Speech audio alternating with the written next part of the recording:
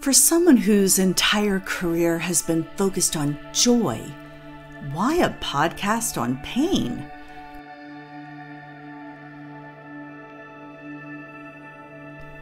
Because these stories need to be told. A good phoenix rising out of the ashes story reminds us all that not only can we survive, we can thrive. And when we emerge, we're different. That's the alchemy of pain.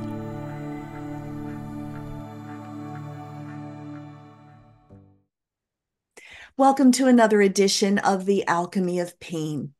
It's interesting because I always ask at the end of each episode, do you know someone that has a great story? I'd love to help tell theirs. And my guest today reached out to me because of that prompt on my Linktree. And I encourage you to do the same thing too. If you've been listening to these interviews and saying, oh, have I got a story for Brenda? I want to hear it. We talk about people that have been through painful situations, not to build an altar on the pain, but to say, look, they made it through. Look how they serve now in the world. And it's my pleasure to interview and to introduce you to Caryl Westmore today. Caryl, why don't you tell the audience first how you serve in the world today? Today, I help aspiring authors in the healing field to write a client attraction book that exposes their uniqueness and gives them a platform for their work. So it's been said that there's a book inside of everyone, and you sort of help to draw it out. Yeah, I call my program and my podcast Write the Book Inside You. So, there are books inside people that just need to be told. And often people are worried or they think it's all been done. But in order to stand out, I believe, especially my speciality is EFT and matrix reimprinting, to stand out and get people to notice you to start with, it helps to crystallize what you do into a book.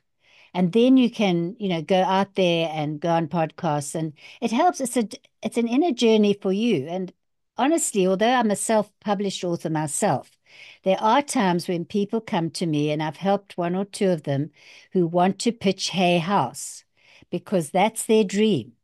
And I help them get clear and get going so that they can do a proposal for Hay House. So, there are various reasons why people hold back, and that interests me. What happened to you in your life that you think you're not a writer? I mean, I had one person in my course who was dyslexic, and later she ended up writing her books, and so I feel healers and coaches and people with a message to share with the world need to be helped if they have a book inside them. It can be about pet grief or, everyone's got a book, I think, if they allow their hearts to open and share their story. So you mentioned a few things quickly that maybe our audience is not familiar with, although we have done a show about EFT tapping. Is that your primary protocol? And for the audience who may not understand, explain what that is. Yes, EFT tapping is an inner directed process which taps into the body where we store our unhealed traumas. Because feelings buried alive never die. And talk therapy, when you go into talk therapy, you're dealing from the cognitive brain. But often our traumas have been set up at a deeper level in the what I call the emotional brain, or deep inside us, and our body holds the story. So when we tap and talk, it gives the person I'm working with a chance to unconsciously release and remember things that they'd maybe long forgotten or that are holding them back. Because I often deal with people who've got a dream or a goal and they can't, or to meet the love of their life, and they don't know why. They're just not making it. So we will tap and talk, and then I add to that um, a way of looking into the future called matrix re-imprinting. So that by the end of a session, you've not only cleared your blocks, but you've re-imprinted a positive, empowering memory. Ooh, this is good stuff. And I actually was listening to a podcast recently.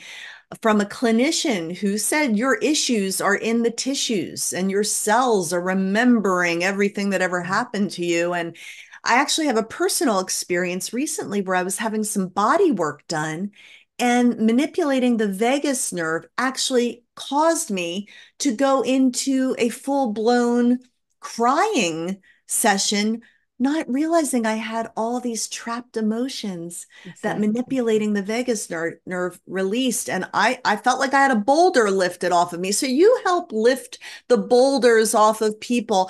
But we want to hear about your own boulder, which is what led you to today. What is the painful experience that changed your life forever and made you the woman that you are today? Well, I was always interested in alternative therapies and healing and the law of attraction. But I was a journalist. I say but because in the journalistic field, this is going back 20 years, people weren't so open to talking about it. But I was a journalist, a photojournalist. I got married and was a freelancer for many years. And then one night I was journaling and I was intending what I wanted for my life. And I lit a candle and some incense. And I had my border collie dog with me in the bedroom upstairs and my cat. And the phone rang downstairs. That was in the days, but 20 years ago, I wasn't holding a cell phone. And I ran down the stairs and I was talking on the phone and I heard an explosion. And I ran to the bottom of the stairs and I saw a black trickle coming down. So I thought I'd better go and open my gates. This was in Cape Town. I had electric gates and ask for help. And I just said, maybe my house is going to be on fire. Maybe it's an electrical fault. I don't know what's happening. I was on my own at that time. And I ran back into the house and there was a sheet of flames at preventing me going back up the stairs. And my dog was trapped behind. And this was one of the most, frightening moments of my life that my cat had run down the stairs and gone into the garden. I later found her, but the dog was trapped and I couldn't go back up the stairs to get her. She'd run into a back porch and was asphyxiated, but it Oh, was, uh, oh, yeah, I know. Up to that time, I'd kind of closed my heart. I won't go into it, but my marriage wasn't the best at that time. Well, it hadn't been for many years. But that night, my heart cracked open because I realized I'd lost her later. I mean, what happens when you're in a crisis is that you just react. You have to, I started pulling my stuff out of the house, my computers. I sort of called for help from the neighbors, and someone must have called the fire brigade, but the whole of the top floor was in flames. There was a big wind that night. So that was the seminal moment that changed my life forever because what happened after that was that my dog had died in the fire. The fireman said that she wasn't burnt, but she had been asphyxiated. So we buried her in the garden a few days later. But the trauma of that, and it wasn't so much, well, of course, we couldn't move back into the house because the whole roof was burnt. So I lost a lot of things, a lot of books, and I couldn't live in the house. So basically, I lost my home. So we moved into a temporary accommodation, and then my husband and I decided to finally, after 25 years, get divorced. So I had no hope because we didn't have a lot of money, and I just knew I couldn't, I had to cope with this. So I did something that's called a novena in the Catholic Church. I went to a chapel and I prayed for 9 days. I said, I'm going to come back to God. I got on my knees and I said, let me die now or find me a reason for living, doing what I love and helping people and making a difference. And on the fifth day of that prayer, which I went to a chapel to say, I picked up a book called The Journey by Brandon Bays because I would often go into bookshops for peace and healing. And in that book, she'd had a fire and she'd healed a tumor-sized football in her stomach in 6.5 weeks. She worked for Anthony Robbins. She developed this tumor. And then from that, she developed this inner process where you go down through the layers of your emotions. So it was the first method of looking into trauma that I had come across. And being a journalist and interested, I invited her to South Africa. I said, South Africa, it was at the time of when the South Africa was transitioning from apartheid to the new South Africa. I said, we need your healing. And what was wonderful about Brandon is she'd put it in her book, the journey, the actual process she used. She didn't say, you need to come to my workshops and I'll tell you what I did. And she'd also had a fire. So I related to her, and I didn't know that was going to change my life. But I went home, I contacted them in England, and I said, would you be prepared to come to South Africa and share your process? And it took a while because I didn't have the money to invite them, and You they didn't, didn't you know. were also dealing with homelessness or And trauma. Yeah, I was in a rented house, but yeah, I was in trauma. But I was saying to God, show me the way forward. I'm stuck. And that was to change my life because Brandon later said, I just said, we really need this work here. And I suppose I needed it as much as anyone who was going through the transition in South Africa. I didn't really have a job, so I had no money. I'd lost my home, and my husband and I decided to split up. So it was a moment in time where I really, I'm a very positive person who usually has a law of attraction. I know what I want in life, but I didn't know. I didn't know. I had to just say, God, show me the way, show me what I must do.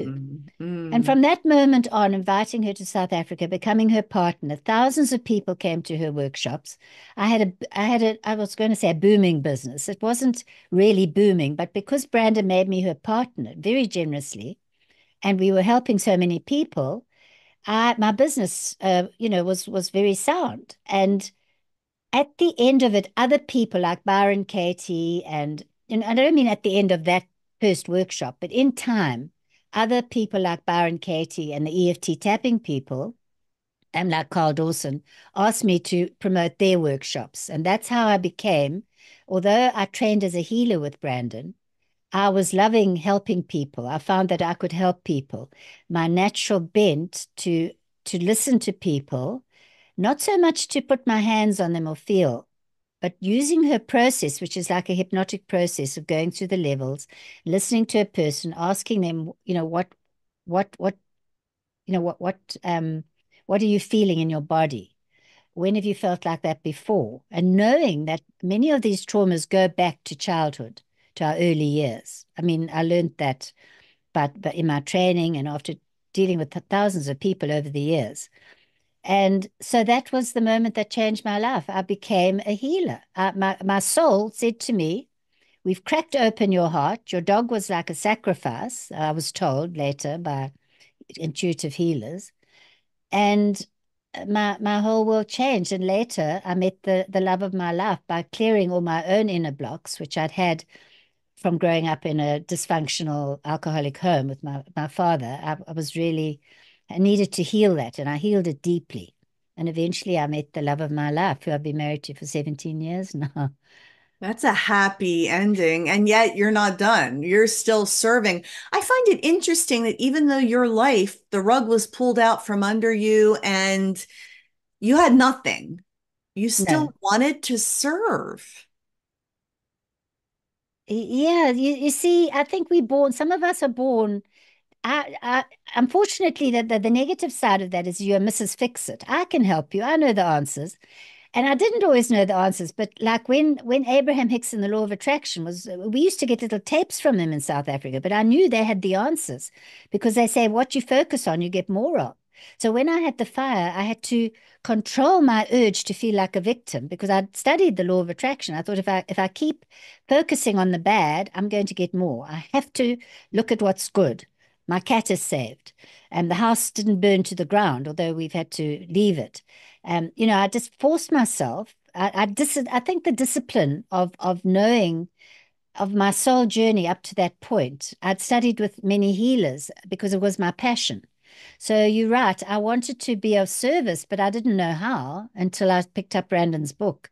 And it was like I followed the breadcrumbs. Let's see if she'll come to South Africa. Let's see if my writing talents can promote her. Here's someone who healed a football-sized tumor in 6.5 weeks. Let's hear, she's a spiritual healer. Let's hear her story. And I could sell tickets. And I mean, the thing is, it wasn't just the 1 year. She came back 2 or 3 years because people were getting results and I was getting results as a trained journey therapist with helping people. And I loved it. I mean, that's the bottom line. I still do it today. I still want to help people in some way because that's my nature. Yeah, it is your nature. And I am a firm believer in this. because this platform, I interview people with all different belief systems and backgrounds. And if you seek, you will find. Yes.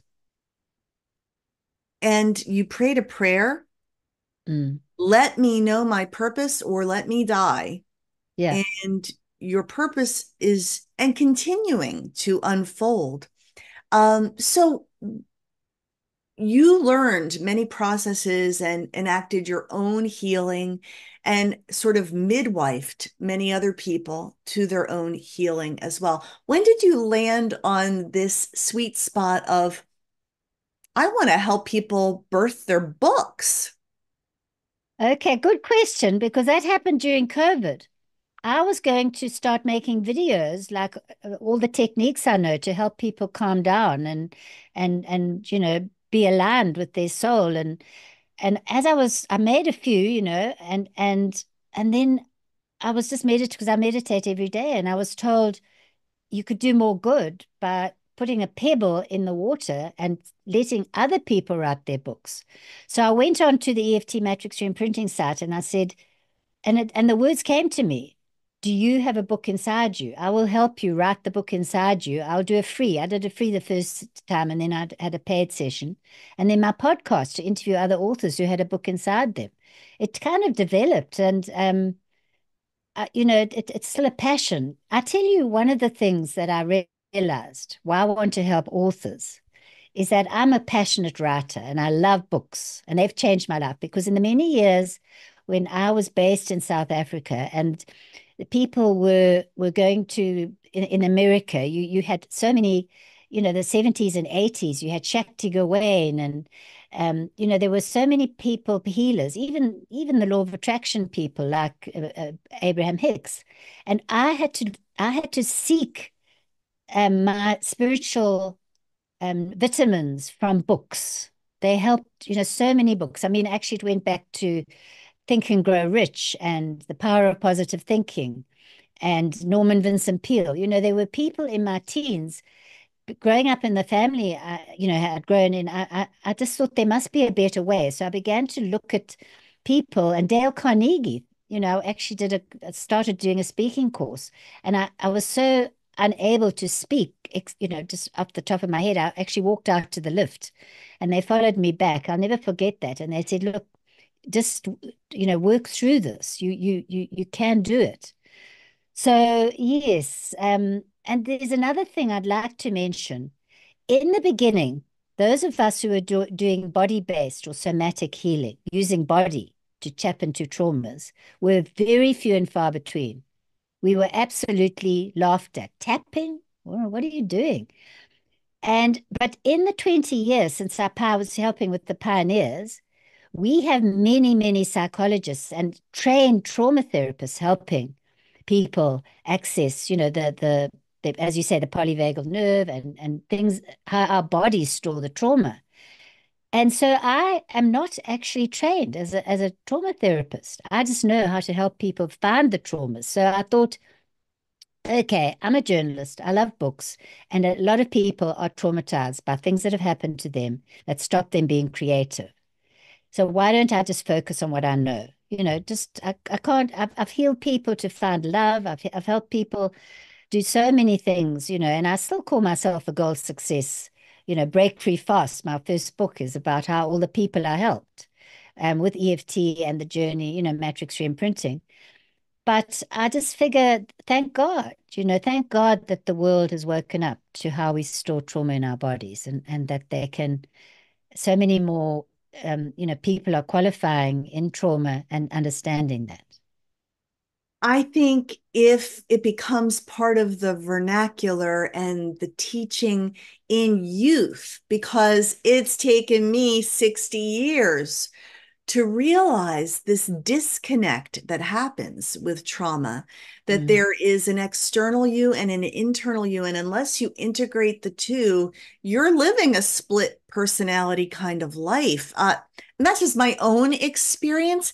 And I really? continue to find new layers where, something happens and my default is to flip into performance mode Okay. But on the inside, there's stuff that needs to be processed, and making peace with the stuff that needs to be processed, making peace with myself always. Yes, How important is this relationship that we have with ourselves? correct. And, for me, because before I did this work, I was doing inner child work. In the 80s. There were books on inner child.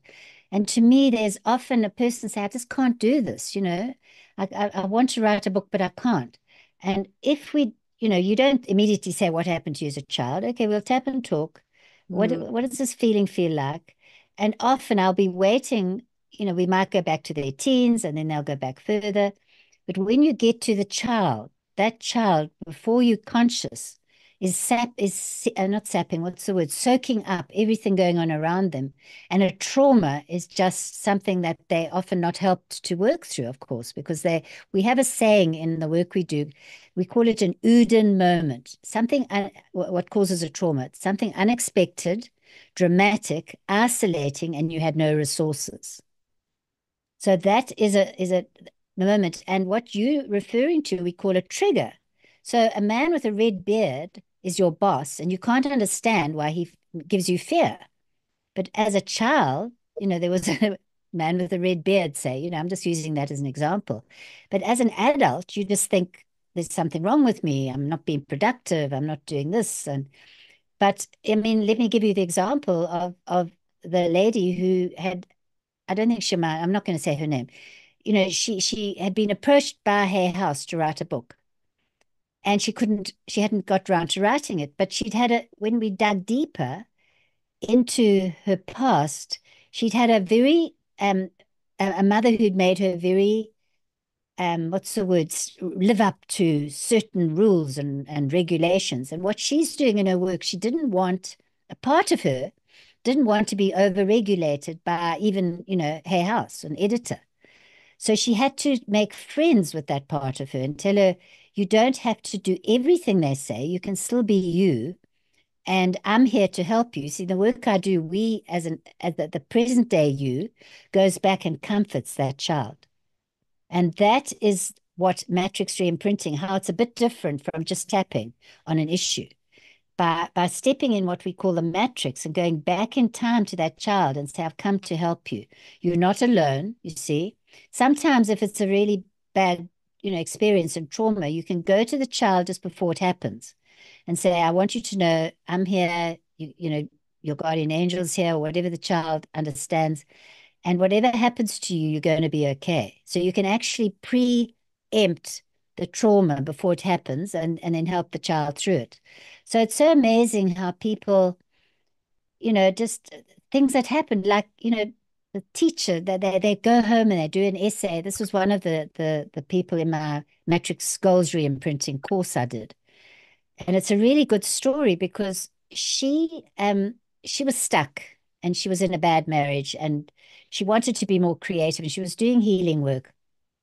But when we went with her into the matrix, she realized that when she was about 8 or 9, they were told to write an essay and she'd gone home to write it. And when she brought it to school, the teacher had belittled her and laughed at her and said, "This isn't this isn't anything like what it should be." And so she had a block against being creative. Anyway, after the workshop, she didn't actually want to write a book. She wanted to be a photographer. And she has since traveled all over into Africa to the Bushmen, and she's got these award-winning photographs, which in time, by clearing that initial, just one teacher saying that, and what happens often is there's a repeat of that, and you say, but people have proved to me I'm no good, that I'm not creative.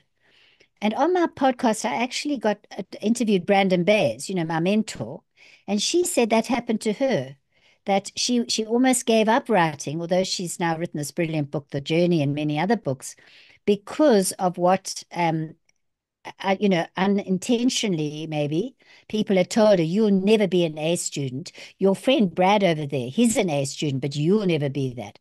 And so she just said she gave up on it for so many years. So I really think it's a tragedy, but we know that people don't always treat us, especially those of us who are creative and sensitive, the way we should have been treated. And so it's wonderful to go back and heal that part of us. And if people don't even want to do the tapping, if you remember a very famous book by Julia Cameron, The Artist's Way, if any of you have worked through that, you will know that she understands that. She tells you to go and have an artist date, something your child would like. And, a lot of the things that you work through in that book unearth those early memories and give you the confidence that you don't have to believe in them and you can have a Mm. different creative outcome. So this is so helpful to the audience, and it's speaking to my heart too, because I've been fortunate to have had breakthrough moments that take me back to things I didn't even remember. Mm, I was with a very skilled therapist at one point, and we employed the tapping method. And I remembered being a month premature when I was born and being in an isolette and fighting for my life. mm, And there was a terror of being alone and being isolated, but also this fierce fight like a wolf fighting to survive, even when I didn't need to fight. mm, And I got this insight into how I had operated in the world. And I continue to have layers of healing, but I will say this, I am a believer that what you, and my friend Simon Bailey, who I interviewed on this podcast, said, what you don't deal with will deal with you. correct. And my other friend, Chris Hammonds, said, you can't fix what you won't face. And And feel so, and feel. Yeah. and feel, which is so interesting, because sometimes we think if we just know, then we're okay. But needing to feel and process so it doesn't get trapped. Mm. So valuable, this work that you do. So if people want to work with you, how do they find you? Well, I've got a website, Caryl, Caryl, at carolwestmore.com. And I think that's the best way. You can Okay. email me at carol@carolwestmore.com or go to my website. And at the moment, I'm not running a course, or they can go onto YouTube and watch some of my videos, write the book inside you, Mm, as well to get to know me. But I think just Caryl with a Y, okay. Caryl, Caryl at carolwestmore.com. So I have to ask this other question because Yes. when I went to your website, there's this whole area about finding the love of your life. Mm. How, so how did that become a focus for you? I mean, I know you found yours. Well, the first book I ever wrote when it wasn't, Amazon wasn't around, was called Online Dating Success Secrets for Women 40, 50 plus, which was me. Because I was a promoter of Brandon, I didn't get out and after my divorce, I was at home and someone told me about online dating. Now, this is 20 years ago. And what I knew to do was to apply the inner directed process I learned in the journey to clear my blocks and the law of attraction secrets I was always interested in. At that point, I didn't have matrix reimprinting, which I discovered later you can do in one session. You can clear and reimprint.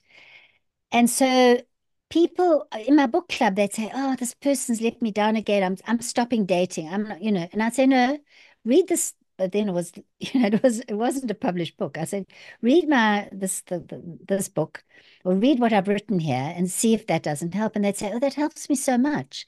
And they'd go off and find the love of their life. So I realized at that point, had not met my husband. I just knew that this was you see, I'm Mrs. Fix-It. I knew that this must be the way to clear your blocks to love. And then I began to have good success. And you know, it wasn't always traumatic things that were blocking someone. There's one story I love to tell of someone came to me, she was in her 30s, and she said, you know, all my friends are settling down, but I'm just single. And the men I meet, they go off and they leave me single. What can it be? So I said, well, let's do the work. You know, let's. So we tapped and talked, we went within. And she said, no, I just didn't really get on with my family. And, you know, I don't know what the answer is going to be. So I said, let's discover that. She said, well, I used to watch my mother with an apron and tied to the kitchen sink and cooking. And I said, well, was there no one else you could relate to? So she said, yes, my aunts were single and they ran their own businesses. And I wanted to be like them, travel. And she'd made a vow as a child that she would do anything not to be like her mother. In other Mm, words, have a relationship and get married, but to stay single. So our job, let's say, I say our job, my job, was to help her see it didn't have to be either or. She mm, could she could take away the vow that that girl had mm, made and say, you know, you can have it, you can have both because I'm here to help you, and you know, it's not one or more. It's not like that anymore. So mm, that's just an mm, example of, you know, it can be a seemingly thing you can't get to on your own. You can't know that that was why you're blocking love, you know. And so I spent a while helping people find love. I called it single to soulmate love coach. But I guess what happens as you grow older in time, you move through phases. And so after a while, I mean, the best story I really love is the girl who married her prince. And I think it's one of the testimonies without telling her name. And she had been through she was in the, can I say, well, yeah, she was in the Middle East and she'd been through a tough time. And through a friend of mine who was working at that time in this place, she said, please won't you help my friend? She's so depressed. Da, da, da, da. So I started to work with her just generally. And I said, well, what is your perfect dream? She said, well, I see myself flying first class with the man of my dreams and a baby in my arms. So I helped her clear the blocks to loving herself and, you know, all the things we do. And to the uncle who had set her up and the previous partner who had, you know, done the damage to her recently. mm. Well, it must have been about a year later. She wrote a thing. She said, Caryl came into a dark room and opened the windows of my life. And, you know, I really enjoyed working with her. But what happened was a few months later, the friend I'd had told me that she'd actually met a very wealthy, it wasn't exactly a prince, but the man of her dreams. She was pregnant and they were flying first class. So, Aw. you know, it was one of those stories that you don't always hear. The person doesn't always come back to you. So those were just two, you know, stories that they're not everyone finds their prince, but in fact I did. After doing the clearing, I had and I help people looking for love, if that's what you want me to talk about. You know, to write. I had a picture of a man and a woman with. She was wearing a wedding ring on a journal I was keeping. And they were like, there was an island. It was like, I imagined a Greek island. But someone said to me later when I met and married Nick, but you live on an island. I live on the Isle of Wight, and it is my dream, a dream island. And she said, you know, what you intended then has came to be. And inside, I'd written all the things because when you're dating, I mean, you see, if you're interested, your audience is interested in this. When you Oh, say I think online there's a date, bunch of people leaning in right now saying, tell me more. okay, well, when you're dating, you have a list. You say, I want him to be this and this and this. But then you find he doesn't have a sense of humor. I didn't put that on my list. So I would go back and say, he loves me as much as I love him. That's another thing. And I had this list. He's got a sense of humor. He's, you know, and I also, well, I've got a funny story to tell that I didn't want to marry a South African. I was fed up with South Africans. So I wanted a man with euros. I didn't know what that meant. I just said euros. And we went on a trip after I'd married Nick. We went on a trip to Europe, and I was washing his jeans and they were full of, by mistake, he'd left euros in his pockets. And I was drying them on the windowsill. And I thought, the universe delivered the euro, the man and the euros. Oh, And you know, that's you funny. know, it's not all serious, but you have to be focused and you have to know you might be carrying blocks that you need to clear. It's almost like, you know, you need to clear those emotional wounds which can come from directions growing up. I mean, there's so many stories. There was another one whose father had died, and the family, she was about 10 years old, and she just had to see the funeral from her window. No one had talked her through it. And she was always in situations where men left her until we actually came to peace in a process with her father. She then could realize that not all men, and so she would actually act out in her relationships that the man's going to leave her, and he would leave her. But Mm, when she healed that old, trauma of not being of her father leaving her, and she had a dialogue with him in the process. We do like a, a dialogue. You can talk to the person and you can cut cords. So there process rituals you can do in the process that helps you break free. I call myself a break free goal success coach in the beginning, because I can help you break free from what's holding you back, and sometimes in one mm, session. But I mm, found it helped with finding love to do a 3-month package with people, because things would come up as they were dating, as they went online. I mean, I had one woman, she didn't know if she wanted a man or a woman. She said, I'm not sure, and she ended up meeting the woman of her dreams and, walking off into the sunset. So it's it's an interesting life I've led helping people. And as you say, helping clear love traumas has been one of the things, because I'm so happy in my marriage. And, the more I talk to people, and I would love them to find love. mm, But there is a very important thing while we clear our inner traumas, which is changing the topic. And that is the ACE studies, that people who've had certain very traumatic incidents, and they rate them from 1 to 10, often have their immune system impaired and can die 20 years earlier. mm. So to keep young and to keep youthful as you grow older, clear the blocks, because you can sometimes see people who are, bitter, and it shows in their faces. And what I love about the journey and EFT is after a session, the person looks 10 years younger. They've unshackled from so much pain, and so I encourage people not necessarily to come to me, but to realize that healings, feelings buried alive never die, and they can be Mm. impacting your health, your love life, your business, and writing the book inside you. Feelings buried alive never die. What happens to them? They fester and then they create disease. Yeah, well, I wouldn't want to be as That's that didactic as extreme. that, Okay. but you can imagine that you're holding, if you read all the books on, the body keeps the score, you will know that where, you could be a frozen shoulder you get, or stomach problems. You don't understand why, you've got IBS. And there are people who specialize in saying that they can help you with, depending on what you're dealing with. There's someone called Penny Kroll who deals with the illness aspect of what Mm, you're dealing with, mhm, which they say they can unpick and relate and help you release. I'll tell you an interesting story about a person who had, she was allergic to coffee, and another one allergic to oranges. And when they did this work in matrix reimprinting, the one allergic to oranges realized that she was eating an orange when the phone rang and she was told her father had died. So her body had actually got an allergy to oranges from that time on until she healed it.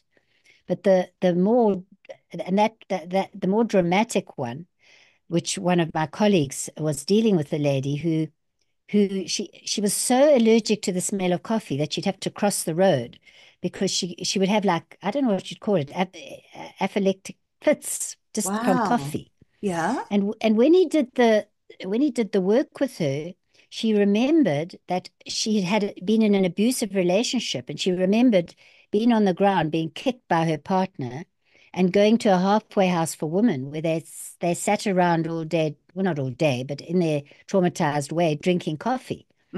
So Mm, she had somehow associated her traumas, with having to leave the man who abused her, with the times that I suppose they spoke about it and the coffee. And once this had, in both cases, when they realized and cleared those issues, they were no longer allergic to oranges or coffee.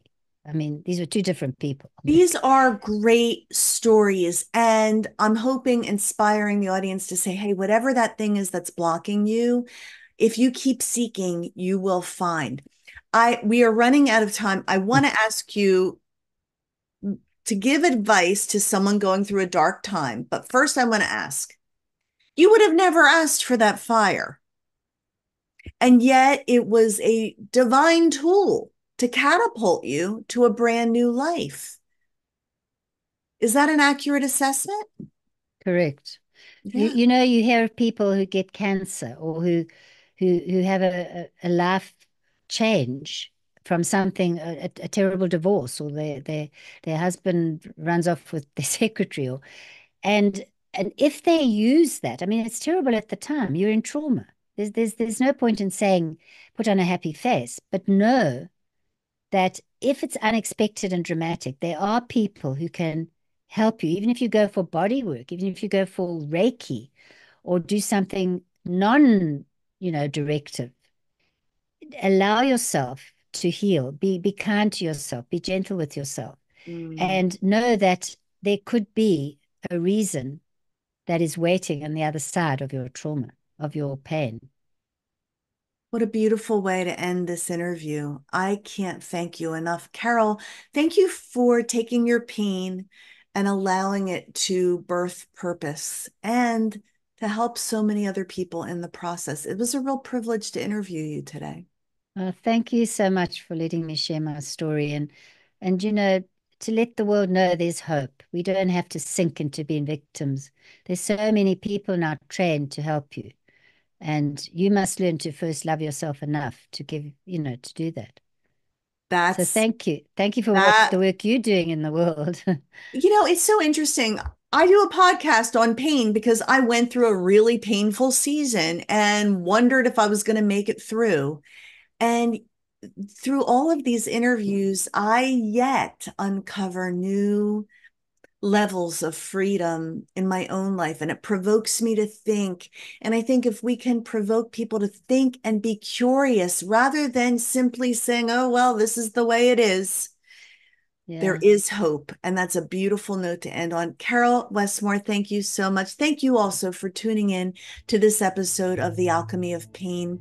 If you are in that dark time, you're in a transformation and you're going to emerge as a butterfly, but keep pressing because that's creating the strength in your wings so you can fly. And we'll be rooting for you. Have a good day.